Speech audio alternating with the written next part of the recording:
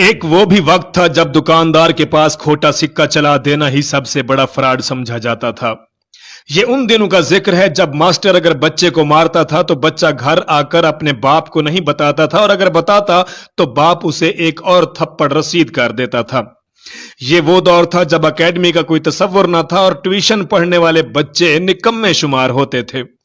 बड़े भाइयों के कपड़े छोटे भाइयों के इस्तेमाल में आते थे और ये कोई मायूब बात नहीं समझी जाती थी। लड़ाई के मौका पर कोई हथियार नहीं निकालता, सिर्फ इतना ही कहना काफी होता था कि पुत्र चल मैं तेरे अब्बे नू दसांगा। यही सुनते अक्सर मुखालिफ फरीक का खून खुश्क हो जाता था। उस वक्त के अब्बा जी भी कमाल के थे। सुबह सवेरे फजर के वक्त कड़कदार आवाज में सबको नमाज के लिए उठा दिया करते थे। बेतलब इबादतें करना हर घर का मामूल था। किसी घर में मेहमान आ जाता तो इर्द गिर्द के हमसाए हसरत भरी नजरों से उस घर को देखते और फरमाइशें की जाती कि मेहमानों को हमारे घर भी लेकर आएं। जिस घर में मेहमान आता था वहां पेटी में रखे फिनाइल की खुशबू मिले बिस्तर निकाले जाते, खुश आमदीद और शेरों की कढ़ाई वाले तकिए रखे जाते, मेहमान के लिए धुला हुआ तौलिया लटकाया जाता और गुस्ल खाने में नए साबुन की टिकिया रख दी जाती थी। जिस दिन मेहमान ने रुखसत होना होता था तो सारे घर वालों की आंखों में उदासी के आंसू होते थे। मेहमान जाते हुए किसी छोटे बच्चे को 10 रुपए का नोट पकड़ाने की कोशिश करता तो पूरा घर उस पर एहतजाज करते हुए नोट वापस करने में लग जाता। ताहम मेहमान बहर सूरत ये नोट देकर ही जाता। शादी ब्याहों में सारा मोहल्ला शरीक होता था और शादी गमी में आने जाने के लिए एक जोड़ा कपड़ों का अलहदा से रखा होता था जो उसी मौका पर इस्तेमाल में लाया जाता। जिस घर में शादी होती उनके मेहमान अक्सर मोहल्ले के दीगर घरों में ठहराए जाते।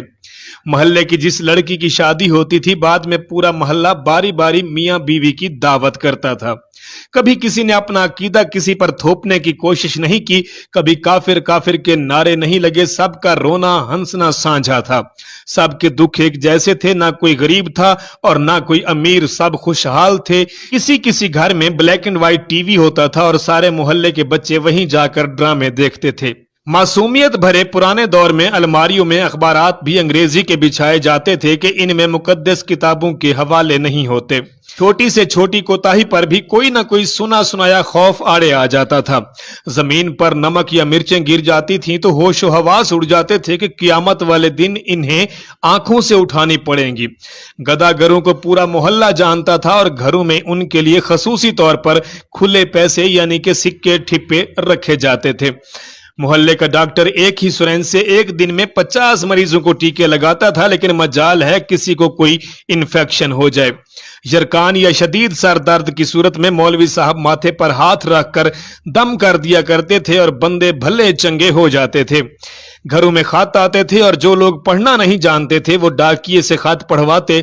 डाकिया तो गोया घर का एक फर्द शुमार होता था, खत लिख भी देता था, पढ़ भी देता था और लस्सी पानी पीकर साइकिल पे चढ़ा ये जा वो जा।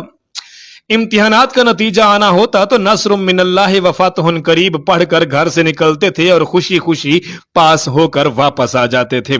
मौत वाले घर में सब मोहल्लेदार सच्चे दिल से रोते थे और खुशी वाले घर में हकीकी कह कहे लगाए जाते थे। हर हमसाया अपने घर से सालन की एक प्लेट साथ वालों को भेजता था और उधर से भी प्लेट कभी खाली वापस नहीं लौटी थी। मीठे की 3 ही इकसाम थी, हलवा, जर्दा, चावल और खीर। आइसक्रीम दुकानों से नहीं बल्कि लकड़ी की बनी रेहड़ियों से मिलती थी जो म्यूजिक नहीं बजाती थी। गली गली में साइकिल के मैकेनिक मौजूद थे, जहां कोई ना कोई मोहल्लेदार कमीज का कोना मुंह में दबाए पंप से साइकिल में हवा भरता हुआ नजर आता था।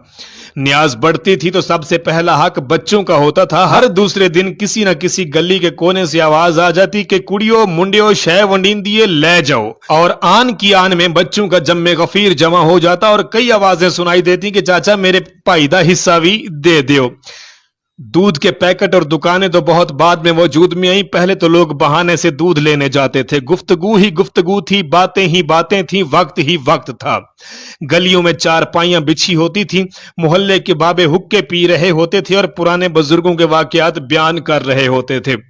जिन घरों में टीवी आ चुका था उन्होंने अपने दरवाजे मोहल्ले के बच्चों के लिए हमेशा खोल के रख दिए। मट्टी का लेप की हुई छत के नीचे चलता हुआ पंखा सख्त गर्मी में भी ठंडी हवा देता था। फिर अचानक सब कुछ तब्दील हो गया, हम कदीम से जदीद हो गए। अब बावर्ची खाना सीढ़ियों के नीचे नहीं होता, खाना बैठकर नहीं पकाया जाता, दस्तरखान शायद ही कोई इस्तेमाल करता हो।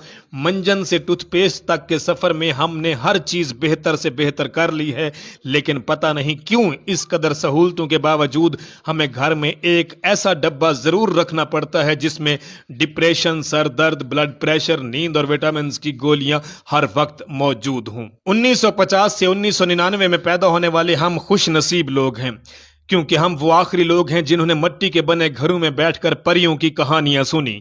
हम वो आखिरी लोग हैं जिन्होंने लालटेन यानी कि बत्ती की रोशनी में कहानियां भी पढ़ी। हम वो आखिरी लोग हैं जिन्होंने टाटू पर बैठकर पढ़ा, बल्कि घर से बोरी तोड़ा लेकर स्कूल जाते थे और उस पर बैठते। हम वो आखिरी लोग हैं जिन्होंने बैलों को हल चलाते देखा। हम वो आखिरी लोग हैं जिन्होंने मिट्टी के घड़ों का पानी पिया, बगैर बिजली के ट्यूबवेल देखे, नहाए, गांव के दरख्त से आम और अमरूद भी तोड़कर खाए, पड़ोस के बुजुर्गों से डांट भी खाई, लेकिन पलट कर कभी बदमाशी नहीं दिखाई। हम वो आखिरी लोग हैं जिन्होंने ईद का चांद देखकर तालियां बजाई और घर वालों, दोस्तों और रिश्तेदारों के लिए ईद कार्ड भी अपने हाथों से लिखकर भेजे। हमारे जैसा तो कोई भी नहीं, क्योंकि हम वो आखिरी लोग हैं जो गांव की हर खुशी और गम में एक दूसरे के कंधे से कंधा मिला के खड़े हुए। हम वो लोग हैं जो गले में मफलर लटका कर खुद को बाबू समझते थे। हम वो दिल फरेब लोग हैं जिन्होंने शबनम और नदीम की नाकाम मोहब्बत पे आंसू बहाए और अंकल सरगम को देख के खुश हुए। हम वो आखिरी लोग हैं जिन्होंने टीवी के एंटीने ठीक किए, फिल्म देखने के लिए हफ्ता भर इंतजार करते थे। हम वो बेहतरीन लोग हैं जिन्होंने तख्ती लिखने की स्याही गाढ़ी की, जिन्होंने स्कूल की घंटी बजाने को एजाज समझा। हम वो खुश नसीब लोग हैं जिन्होंने रिश्तों की असल मिठास देखी। हमारे जैसा तो कोई भी नहीं।